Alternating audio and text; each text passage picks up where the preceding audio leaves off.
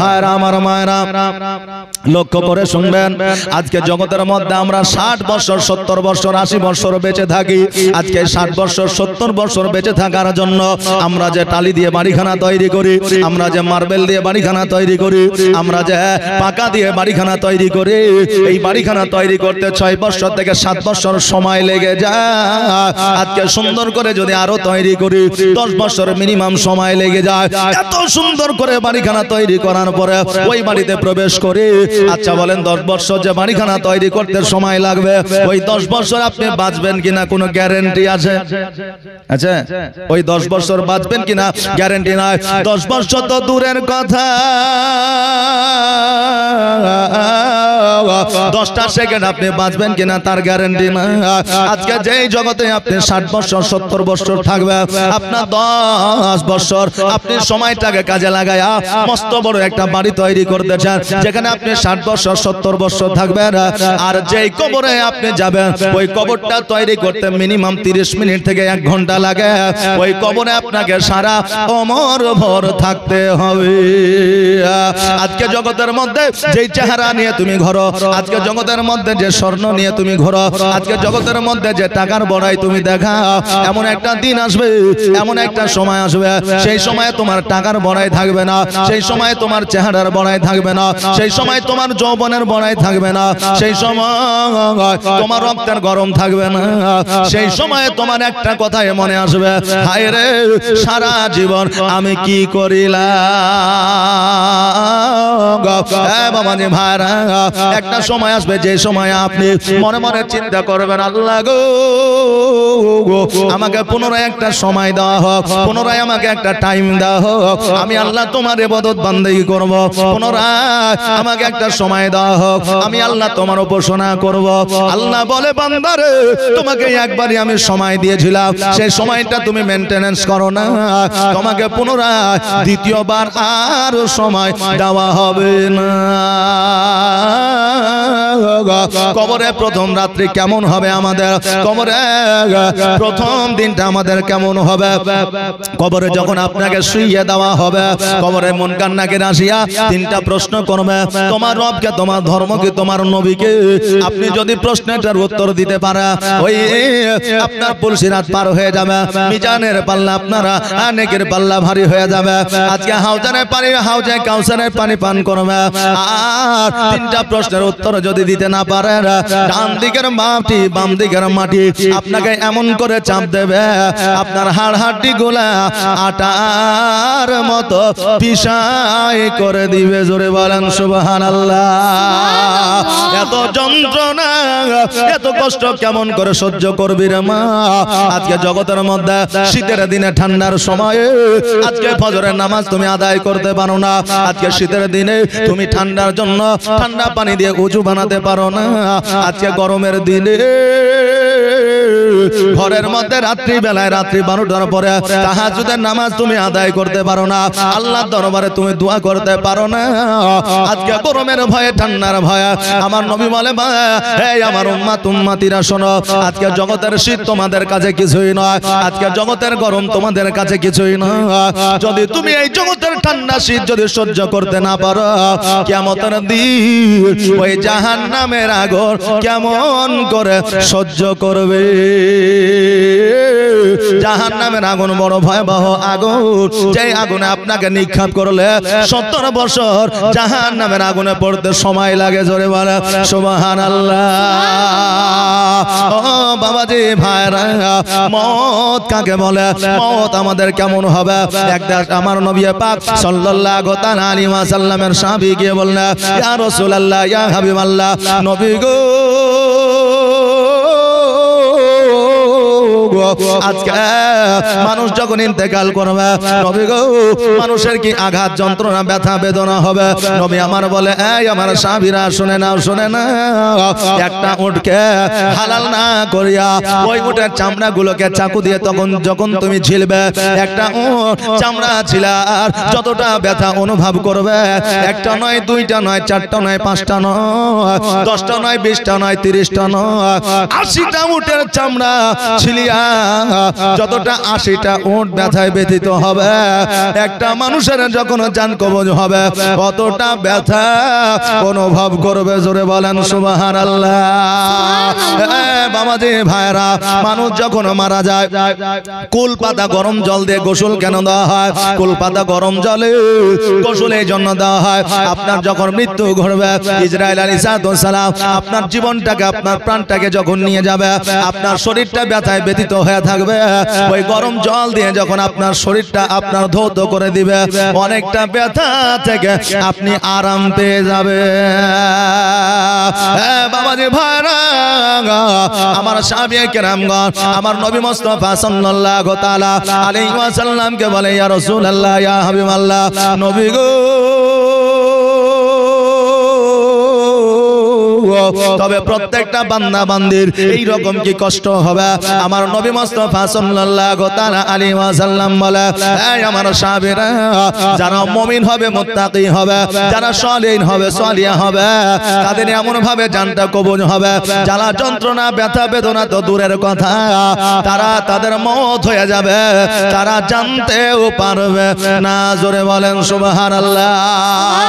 মুমিন ব্যক্তির মৃত্যুর লক্ষণ হলো যারা মুমিন হবে, যারা মুত্তাকিন হবে, যারা সালিহ হবে, যারা সালিহা হবে, তারা যখন মরণ আপনার গ্রহণ করবে, তাদের যখন মওত হবে, তাদের কপালটা ঘেমে যাবে। জোরে বলেন সুবহানাল্লাহ। আর যারা বাবা মুমিন হবে, যারা মুমিনত্ব অর্জন করতে পারবে না, দেখবেন বাবা তাদের চোখ, তারা যখন মওত গ্রহণ করবে, তাদের কারো দেখবেন চোখ বাইরে হয়ে যাবে, কারো দেখবেন জিহ্বা বাইরে হয়ে যাবে, কারো পায়খানা হয়ে যাবে, কারো পেশাব হয়ে যাবে, অনেকে দেখবেন আপনার বমি করে দেয়, উল্টি করে দেয়, আপনার গলা থেকে যেন রক্ত বের হয়। কেন না, ইসরাইল আলাইহিস সালাম যখন আপনার প্রাণ পাখিটাকে নিতে যায়, তাদের প্রাণটা শরীরের মধ্যে ছোটাছুটি করে, কোন সময় পায়ের দিকে চলে যায়, কোন সময় হাঁটুর দিকে চলে যায়, কোন সময় পেটের দিকে চলে যায়, কোন সময় মাথার দিকে চলে যায়। তারা সহজে ইসরাইল আলাইহিস সালামকে আপনার ধরা দিতে চায় না।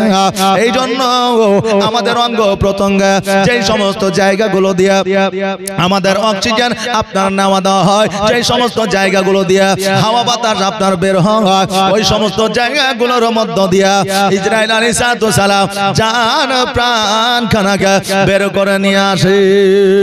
এই জন্য অনেক মানুষের চোখ দুটো আপনার বের হয়ে থাকে, অনেক মানুষের জিহ্বাটা বের হয়ে যায়, অনেক মানুষের আপনার পায়খানা হয়ে যায়, অনেক মানুষের প্রস্রাব হয়ে যায়।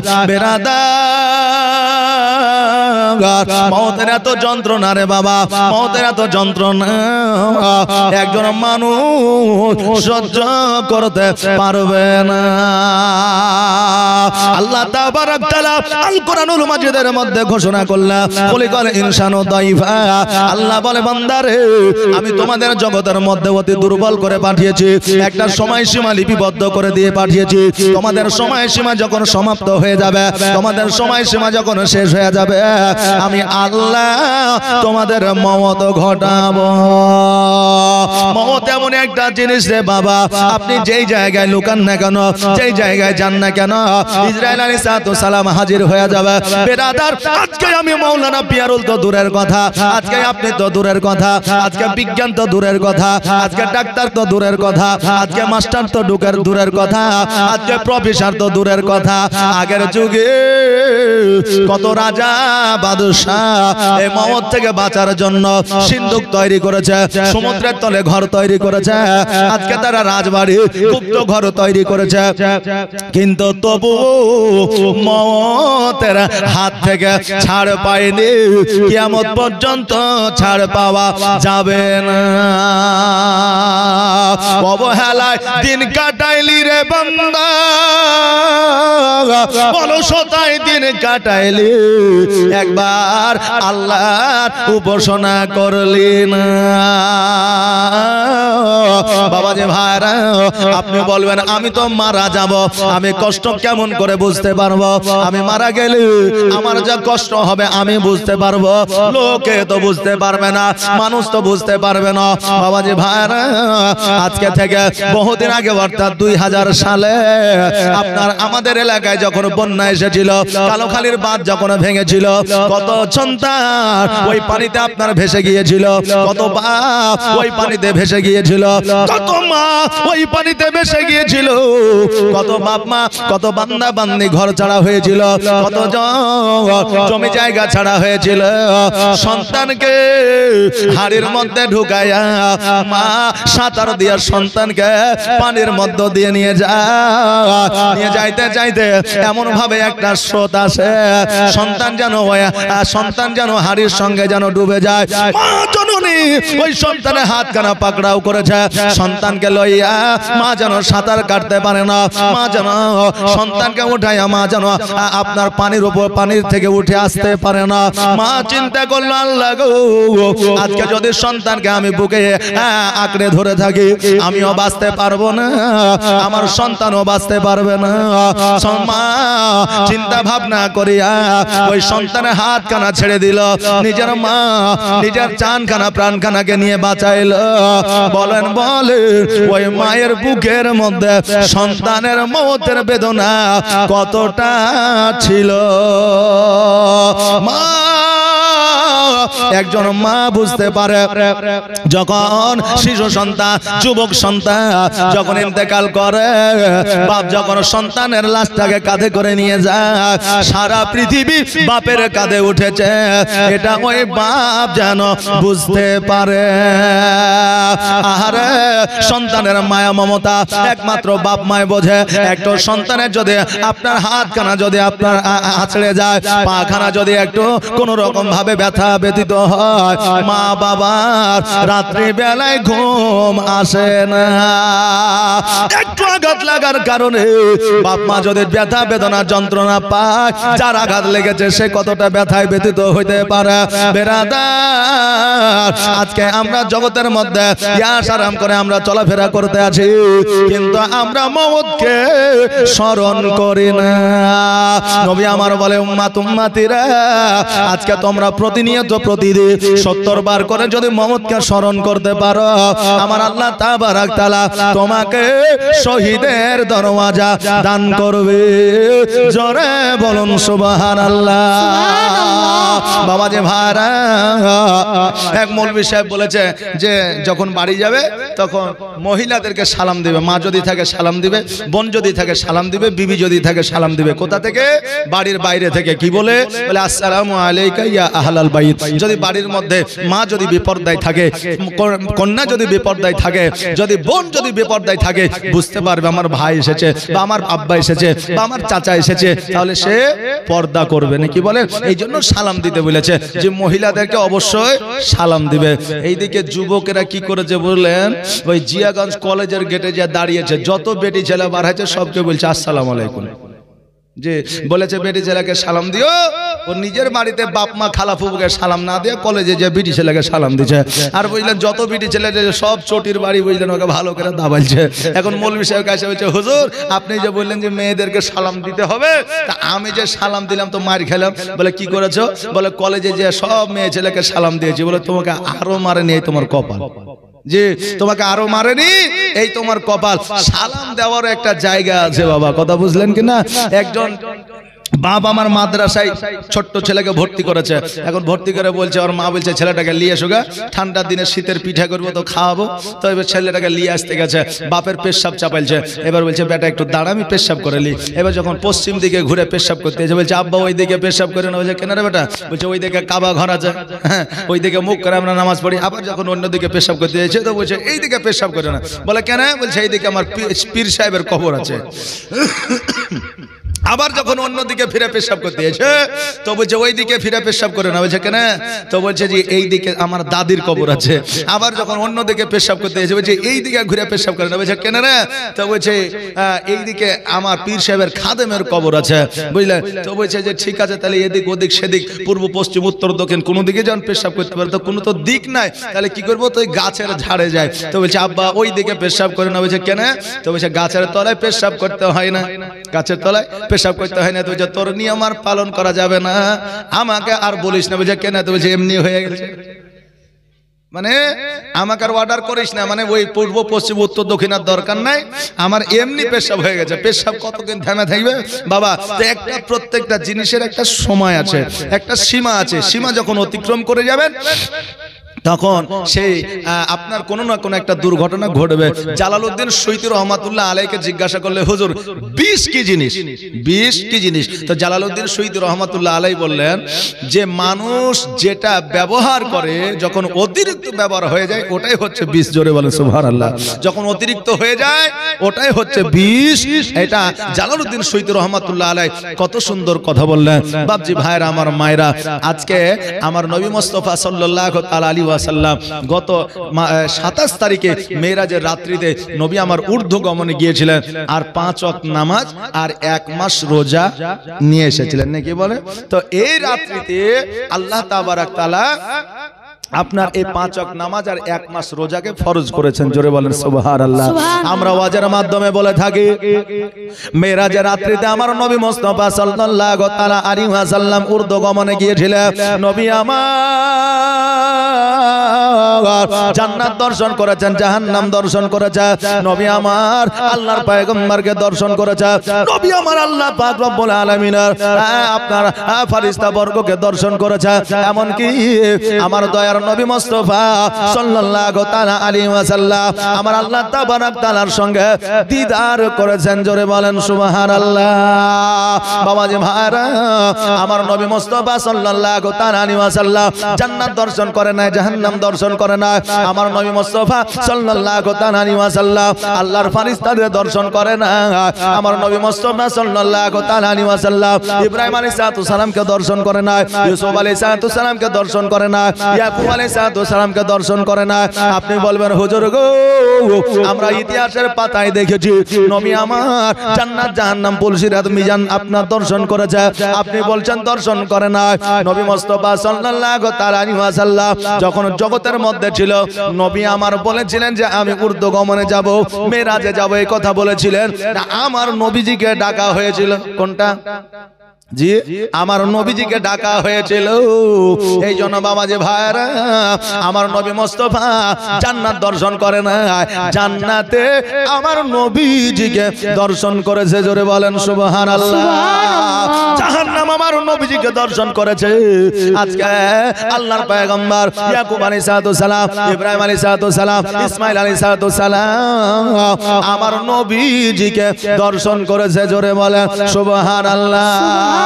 আর নবীর প্রেমিকেরা দিশেহারা মরণের ভয় করে না, প্রেম তো মরে না, প্রেম তো মরে না। প্রেম করেছে মুসা নবী তোর পাহাড়ে গিয়াছেন চলে, ওকে খোদার নূরে পাহাড় জলে মুসা নবী জলে না, প্রেম তো মরে না। প্রেম করেছেন ইব্রাহিম নবী নমরুদের আগুনে ফেলে, ওগো আগুন হইল ফুল বাগিচা ফুল ইব্রাহিমের পশম জলে না, প্রেম তো মরে না, প্রেম তো মরে না।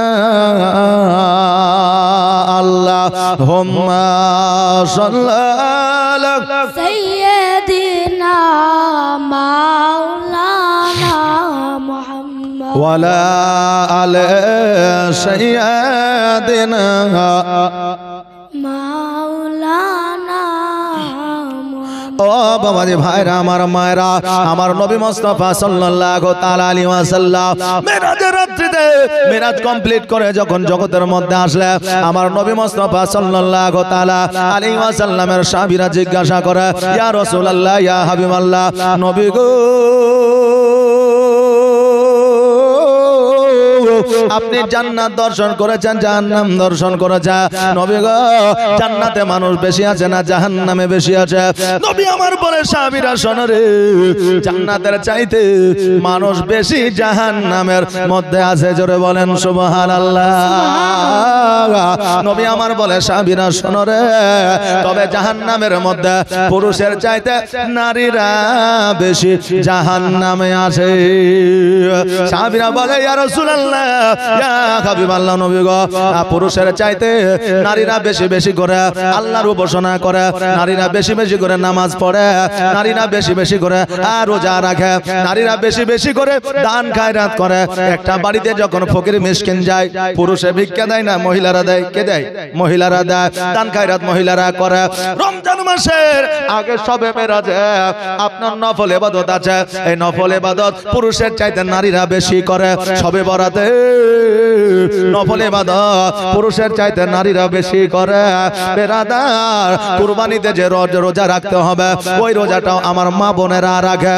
অতএব সাহাবীরা বলে, ইয়া রাসূলুল্লাহ, আজকে নারীরা বেশি বেশি করে ইবাদত করে, নারীরা বেশি বেশি করে নফল নামাজ আদায় করে, তবুও এই নারীরা বেশি জাহান্নামের মধ্যে কেন আছে? নবী আমার বলে, সাহাবীরা শোনো রে, নারীরা বেশি বেশি জাহান্নামের মধ্যে এই কারণে থাকবে, বেশি নয়, তিনটা কারণে নারীরা জাহান্নামী হবে। সাহাবীরা বলে, ইয়া রাসূলুল্লাহ, তিনটা কারণ কি কি কারণ বলে? আমার নবী বললেন, প্রথম নম্বর কারণ হলো মা বোনেরা, নারীরা স্বামীদের কথার অবাধ্য হয়ে চলবে, স্বামীদেরকে গালিগালাজ করবে। এক নম্বর কারণ হবে এটা। দ্বিতীয় নম্বর কারণ হইবে নারীরা গীবত করবে। তৃতীয় নম্বর কারণ হইবে নারীরা বেপরদায় তারা চলবে। জোরে বলেন সুবহানাল্লাহ। তিনটা কারণ। এক নম্বর হলো স্বামীর কথা অবাধ্য হওয়া, দ্বিতীয় নম্বর হলো বেরাদার বেপরদায় চলা, তৃতীয় নম্বর হলো গীবত করা। এই তিনটা কারণে নারীরা বেশি বেশি জাহান্নামী হবে।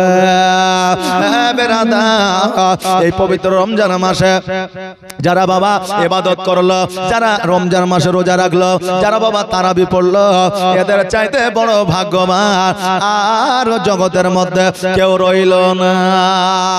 নবী আমার বলে দিয়েছে, এই আমার সাহাবীরা শোনো রে, যারা পবিত্র রমজান মাস পাইলো, যারা পবিত্র রমজান মাস পাওয়ার পরে যারা রোজা রাখলো না, আমার আল্লাহ তাবারক তাআলার কাছে তাদের মতো দুর্ভাগ্যবান আর কেউ রইল না।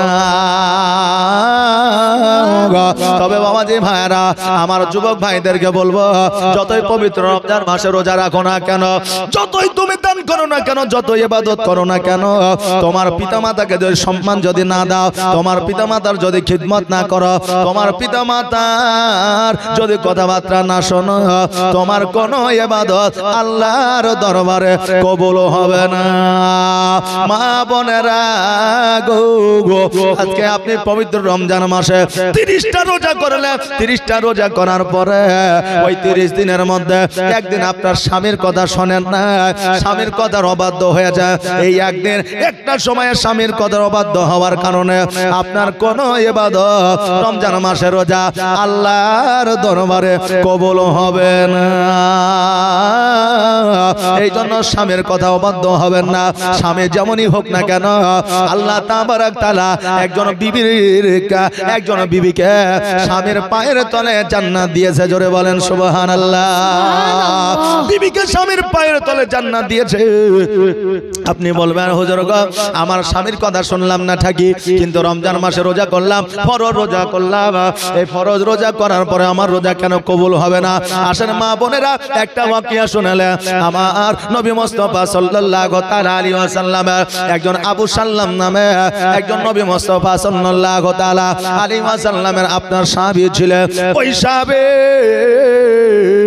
একজন আরবিয়ান মানুষ, একজন আরবিয়ান মহিলাকে আপনার বিবাহ করেছিলেন। আর বিবাহ করার পরে তারা 5 বছর জীবন যাপন করেছিল। 5 বছরে ওই মহিলা কোন এমন ইবাদত ছিল না, সমস্ত ইবাদত বান্দি করেছিল। রোজা, রমজান মাস আসলে রোজা রাখে, শবে বরাত আসলে আমার নবীজির সুন্নাত পালন করে, নবী মুস্তাফা সাল্লাল্লাহু তাআলা আলাইহি ওয়াসাল্লামকে আপনার ফলো করে। ওই মহিলা হঠাৎ করে একদিন অসুস্থ হয়ে গেল। অসুস্থ হয়ে যাওয়ার পরে একদিন, 2 দিন, 4 দিন, 5 দিন অতিবাহিত হইল। একদিন ওই মা আর জগতের মধ্যে যেন আপনার থাকলো না, ইহ জগৎ ছেড়ে যেন পরজগৎ গমন করলেন। একবার আওয়াজ দিয়ে পড়েন, ইন্না লিল্লাহি ওয়া ইন্না ইলাইহি রাজিউন। বাবারে, প্রত্যেকে মওতের স্বাদ গ্রহণ করতে হবে, প্রত্যেকে মারা যেতে হবে। জগতের মধ্যে কেউ বেঁচে থাকার জন্য আসে না। কোন জমিনের মাটি আমার হবে গোরস্থান, কোন জমিনের মাটি আমার হবে গোরস্থান। কাদের চোখের জলে আমি পাইব পরিত্রাণ, কোন জমিনের মাটি আমার হবে গোরস্থান। কার কাঁধে চড়ে আমি কবর দেশে যাব, জানি না কার মনা যাতে খোদা রহম পাবো, কার কারণে করবে ক্ষমা আল্লাহ মেহেরবান। কোন জমিনের মাটি আমার হবে গোরস্থান, কোন জমিনের মাটি আমার হবে গোরস্থান। বাবাজি ভাইরা, ওই মহিলা যখনই জগৎ ছেড়ে পর জগৎ গমন করলেন, একদিন, 2 দিন, 4 দিন, 5 দিন যখন অতিবাহিত হয়ে গেল, বাবা একটু লক্ষ্য করে শুনবে। একজন কন্যার কাছে সব চাইতে আপন কাছের বান্ধবী হইল তার নিজের মা জননী। জোরে বলেন সুবহানাল্লাহ। একজন কন্যার যখন বাধা বিপদ আসে, একজন কন্যা যখন মনের কথা কাউকে খুলে বলে, মা ছাড়া কাউকে খুলে বলতে পারে না, বাবাকে বলতে পারে না, ভাইকে বলতে পারে না, মাকে খুলে বলে। এই জন্য মা সব চাইতে বড় বন্ধু বান্ধবী হলো একজন কন্যা। যে কন্যার বাড়িতে আপনার মা না, ওই কন্যা মায়ের যে কতটা মর্ম ওই কন্যা বোঝে। ওই যে আমার নবী মুস্তাফা সাল্লাল্লাহু তাআলা আলাইহি ওয়াসাল্লামের সাহাবী আবু সাল্লাম নামে ওই সাহাবীর বিবি যখন ইন্তেকাল করলে 2 মাস পরে তার শাশুড়ি রাত্রি বেলায় যেন বিছানায় ঘুমায় আছে, রাত্রি বেলা বিছানায় যেন শুয়ে আছে, স্বপ্নের মাধ্যমে যেন দেখতে আছে যে তার কন্যা জাহান্নামের মধ্যে আছে। আর ওই কন্যা মাকে চিল্লায় চিল্লায় বলতেছে, মা গো আজকে আমাকে জাহান্নাম থেকে বাঁচিয়ে নাও। মা গো জীবনে সব ইবাদত করেছি, নামাজ পড়েছি, রোজা করেছি, পবিত্র রমজান মাস পেয়েছি, 30টা রোজা রেখেছি, ইফতার করেছি, তারাবিও পড়েছি। মা গো আজকে একটা অন্যায় আমি করেছি, একটা দিন আমার স্বামীর কথা শুনি না। মা বলল, বেটি রে কি এমন কথা শোনো না? বলে পবিত্র রমজান মাসে স্বামী আমাকে একবার আহ্বান করেছিলেন, একবার ডেকেছিলেন, একবার মিলন তিথির জন্য আমি বারণ করে দিয়েছিলাম যে পবিত্র রমজান মাস চলছে, স্বামী গো আজকে আমার দ্বারা সম্ভব নয়। মা ওই কথাটার জন্য, আজকে ওই স্বামীর কথার অবাধ্য হওয়ার জন্য আজকে আল্লাহ তাবারাক তাআলা আমাকে জাহান্নামে জাহান্নামের মধ্যে রেখেছে। মা গো, আমার স্বামী যদি ক্ষমা করে দেয় আল্লাহ আমাকে জান্নাতের মধ্যে দেবে। মা একবার আমার স্বামীর কাছে যাও, আর যাওয়ার পরে আমার স্বামীকে জানায়া দাও, আমার স্বামীকে বুঝায় দাও, আমার স্বামী যেন আমাকে একবারের জন্য ক্ষমা করে দেয়। সকালবেলা ওই মায়ের যেন ঘুমটা ভেঙে গেছে। সকালবেলায় উঠিয়া আপনার খাওয়া দাওয়া না করিয়া যেন জামাইয়ের কাছে এসে হাজির হয়েছে। আচ্ছা বলেন, রাত্রিবেলায় স্বপ্নের মাধ্যমে কোন মা যদি দেখে সন্তান জাহান্নামের মধ্যে আছে, মা যদি স্বপ্নের মাধ্যমে দেখে বিদেশের সন্তান আজকে কষ্টের মধ্যে আছে, কোন মা যদি স্বপ্নের মাধ্যমে দেখে সন্তানকে জ্বর হয়েছে, কোন মা যদি স্বপ্নের মাধ্যমে দেখে সন্তানকে আমার অসুখ বিসুখ হয়েছে, ওই মায়ের দ্বারা খাওয়া কি সম্ভব হবে? হবে না রে বাবা। ওই মা জামাইয়ের কাছে এসে হাজির হয়েছে, আর হাজির হওয়ার পরে জামাইকে বলতেছে, ওকে আমার জামাই, আমি তোমাকে কন্যা দিয়েছি, তোমাকে বেটি দিয়েছি, তোমাকে ভালো লেগেছে, তোমাকে তোমার পরিবেশ আমাকে খুব সুন্দর লেগেছে, আজকে তোমার ব্যবহার চরিত্র আমাকে খুব ভালো লেগেছে, এই জন্য আমার কন্যার সঙ্গে বিবাহ তোমার দিয়েছি। আমি রাত্রি বেলায় এমন একটা স্বপ্ন দেখলাম, স্বপ্নটা খুব ভয়ঙ্কর স্বপ্ন, আমার কন্যা জাহান্নামের মধ্যে আছে। ওগো জামাই, আমার কন্যাকে তুমি ক্ষমা করে দাও, আমার কন্যাকে যদি তুমি ক্ষমা করে দাও আমার কন্যা জান্নাতের মধ্যে যাবে। আমার আল্লাহ তাবারাক তাআলা আমার কন্যাকে জান্নাতের মধ্যে দিবে। ওই আবু সাল্লাহ উনি বললেন, ওগো মা, ওগো আমার শাশুড়ি মা, বলেন বলেন আমি যে আমার বিবির প্রতি নারাজ আছি এটা আপনি কি করে জানলেন? ওই মা বলল, জামাই গো, আমি রাত্রিবেলায় স্বপ্নের মাধ্যমে দেখেছি, আমার স্বপ্নের মাধ্যমে আমার কন্যা বাঁচাও বাঁচাও, জাহান্নাম থেকে বাঁচাও এই বলে চিৎকার করতেছিল, আর সমস্ত কথা আমাকে খুলে বলেছে। এবার জামাই বলল, কি কথা বলেছে? বলে, রমজান মাসে, পবিত্র রমজান মাসে আমার মেয়েকে, আমার কন্যাকে তুমি একবার আহ্বান করেছিলে, তোমার কথায় ওই মহিলা কর্ণপাত করে না, আমার কন্যা কর্ণপাত করে না, তোমার বিছানায় আসে না, এই জন্য তুমি মনে মনে রাগ করেছো, আর এই রাগ করার কারণে আল্লাহ তাবারাক তাআলা আমার কন্যাকে জাহান্নামের মধ্যে রেখেছে। ওই জামাই মনে মনে ভাবলো, কথা তো ঠিক বলছে, জি কথা তো ঠিক বলছে। বাবারে, স্বপ্ন যে এটা আমরা দেখি, আমাদের স্বপ্ন বাস্তবায়িত হয় কি হয় না? স্বপ্ন সত্য হয় কি হয় না? অনেকের স্বপ্ন বাবা সত্য হয়, তবে বাবা যারা মুমিন হবে, মুত্তাকিন হবে, যারা সলেন হবে, যারা পরেশগার হবে, তাদের স্বপ্ন বাবা সত্য হবে, তাদের কখনো ডুপ্লিকেট শয়তান স্বপ্ন দেখাতে পারে না। আর আমরা নাম করা যারা হাজি আছি, নাম করা গাজী আছি, লোক দেখানো নামাজ পড়ায়, লোক দেখানো আমরা ইমামের কাছে যাই, লোক দেখানো ইমামকে শ্রদ্ধা করি, ওই বান্দারা আসল স্বপ্ন কোন দিন দেখবে না, কারণ এরা পুরোটাই মুনাফিক। জোরে বলেন নাউজুবিল্লাহ। অনেকে আছে দেখবেন না, বলে আরে বাপ রে ইমাম সাহেব, আপনি যখন নামাজটা পড়ান না, দিলটা আমার একবার ঠান্ডা হয়ে যায়, অন্তরটা শীতল হয়ে যায়, বলে আপনার কেরাত যা কেরাত না, সত্যি মাশাআল্লাহ। ইমামের সাহেব বলে দিল, আর পরবর্তীতে চায়ের দোকানে যে বলছে যে ইমাম সাহেব প্রতিদিন একই সূরা পড়ছে, ইয়ার ভালো লাগছে না। মসজিদে ইমামের নাম করছে, আর চায়ের দোকানে যে ওই ইমামের গীবত করছে। আচ্ছা বলেন, ওর নামাজ হবে? জীবনে হবে না। এই যদি কোনদিন স্বপ্ন দেখে, তার স্বপ্ন সত্য হবে? হবে না। কিন্তু যারা মুমিন হবে, মুত্তাকিন হবে, সালেহীন হবে, পরেশগার হবে, তাদের স্বপ্ন কোনদিন কখনো কিয়ামত পর্যন্ত মিথ্যা হবে না, হবে না। জোরে বলেন সুবহানাল্লাহ। বাবা যে ভাইরা, আমার মায়েরা, যেটা আমি বলতেছিলাম, এবার জামাই বলতেছে, হ্যাঁ শাশুড়ি মা, আপনি কি করে জানলেন? বলে, আমি রাত্রি বেলায় স্বপ্নের মাধ্যমে দেখেছি, আমার কন্যা স্বপ্নের মাধ্যমে দেখিয়েছে, আজকে তুমি যদি ক্ষমা না করো আমার কন্যা জান্নাতের মধ্যে যাইতে পারবে না, আমার আল্লাহ তাবারাক তাআলা আমার কন্যাকে জান্নাতের মধ্যে দিবে না। জামাই বলল, মা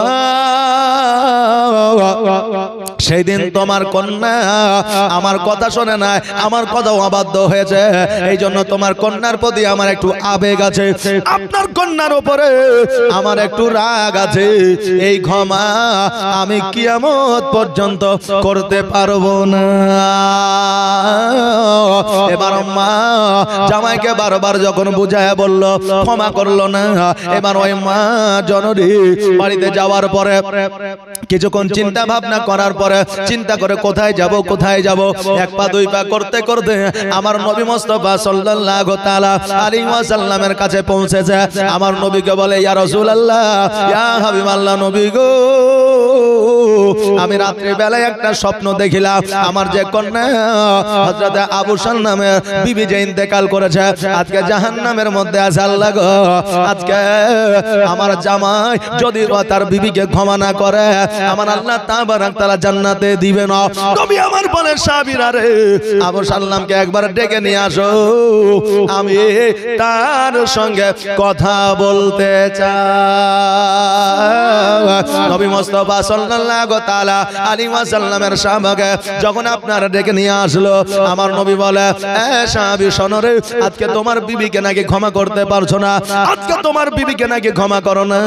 বলে, হুজুর গো, আমার কথা অমান্য করেছে, আমার কথা শোনে না, এই জন্য আমি তাকে ক্ষমা করতে পারি না। নবী আমার বলে, সাহাবী রে, তুমি কি জানো না একজন বান্দা হইয়া অপরজন বান্দাকে যদি কেউ ক্ষমা করে দেয়, আমার আল্লাহ তাবারক তাআলা ওই বান্দাকে ক্ষমা করে দেয়। জোরে বলেন সুবহানাল্লাহ। সাহাবী শোনো রে, আজকে যদি তোমার বিবিকে তুমি ক্ষমা করে দাও, আমার আল্লাহ তাবারক তাআলা তোমাকে ক্ষমা করে দিবে। সঙ্গে সঙ্গে আমার নবী মুস্তাফা এই কথা শুনিয়া আমার নবীর সাহাবী তার বিবিকে ক্ষমা করে দিলেন, আর আল্লাহ তাবারক তাআলা ওই নারীকে জান্নাতের মধ্যে দিলেন। রাত্রিবেলা তার মা স্বপ্নের মাধ্যমে দেখতেছে কন্যা আমার জাহান্নামে ছিল, আজকে জান্নাতে আছে। ওই কন্যা বলতেছে, মা, আজকে পৃথিবীর মধ্যে যতই ইবাদত উপাসনা করো না কেন, আজকে পৃথিবীর মধ্যে পবিত্র রমজান মাসে যতই রোজা রাখো না কেন, যতই ইফতার করো না কেন, যতই তারাবি পড়ো না কেন, যতই তাহাজ্জুদের নামাজ পড়ো না কেন, আজকে স্বামীর কথার অবাধ্য হইলে আমার আল্লাহ ক্ষমা করবেন।